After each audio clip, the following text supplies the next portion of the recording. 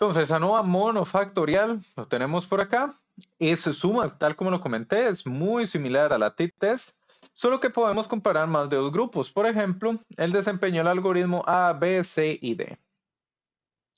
Entonces, siempre algo que tenemos que considerar es los supuestos. Nosotros ahora vamos a tratar con los supuestos. Y resulta que el supuesto de normalidad y homogeneidad de la varianza, que es que los diferentes grupos tienen que tener la misma varianza, ahora se van a hacer con los residuos. Con los residuos es con lo que vamos a estar trabajando.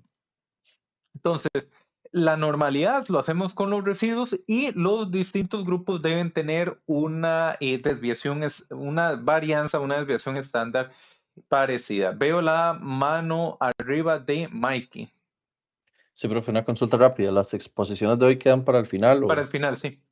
¿Estas dos? Ok, sí. Ok. Y Jordan. Sí, pero ¿a qué se refiere con los residuos? Muy bien. Ahora, durante el desarrollo del ejemplo, vamos a ver que para el análisis de varianza se saca un modelo lineal que es que se tiene una variable dependiente hecha a partir de predictores y constantes. Ese modelo lineal, básicamente, vos le das un dato y te genera un Y. Entonces, comparamos ese Y que nos dio versus el dato específico real. Eso da una diferencia. Eso es un residuo. Es lo que predice el modelo lineal que nos debió haber dado versus el dato real. Eso genera un residuo. Como el error Del modelo ¿cómo se llama? lineal. De la regresión, la regresión. Eso mismo. Eso es, gracias. Entonces, eso es lo que es residuos. Ahorita más adelante lo veremos con mayor detalle.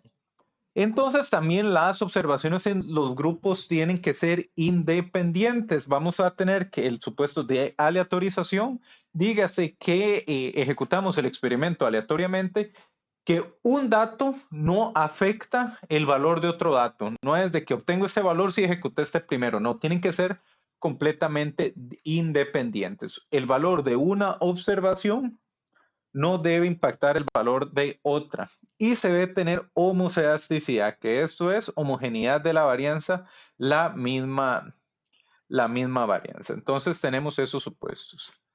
En hipótesis de interpretación vamos a tener la hipótesis nula, que es los promedios de la variable medida en cada grupo son iguales. Entonces, en análisis de varianza nosotros básicamente lo que queremos es probar diferencias. Eso lo vamos a utilizar para probar diferencias. Veamos de que la hipótesis nula es que las varianzas en cada grupo son iguales.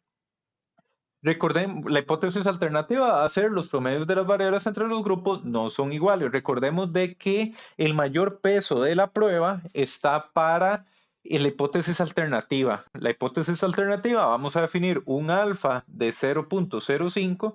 Dígase, vamos a apostar a que vamos a tener una probabilidad de cometer un error de 5% o menos.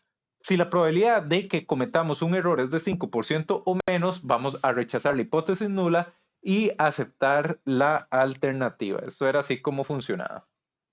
Entonces, las interpretaciones que se tienen en este caso se encontraron diferencias significativas entre los promedios de los grupos y se vale hacer análisis post hoc. Esto lo vamos a ver durante el desarrollo del ejemplo. ¿Por qué? Porque resulta que análisis de varianza tenemos 3 o más grupos y nos permite decir, nos dice, en alguno de los grupos hay una diferencia estadísticamente significativa. Mentira, nos dice, en al menos uno de los grupos hay una diferencia estadísticamente significativa. El problema es que no nos dicen cuál. Entonces, para hacer esa exploración detallada, nosotros tenemos que hacer un análisis post hoc, que veremos en el desarrollo del ejemplo que utilizamos una herramienta que se llama el promedio de mínimos cuadrados. Vamos a ver interpretaciones. El promedio de la variable X para el grupo K es diferente a la del grupo Y. Entonces tenemos ese poquitito de teoría con respecto a ANOVA monofactorial. Vamos a continuar ahora con el desarrollo del ejemplo en R.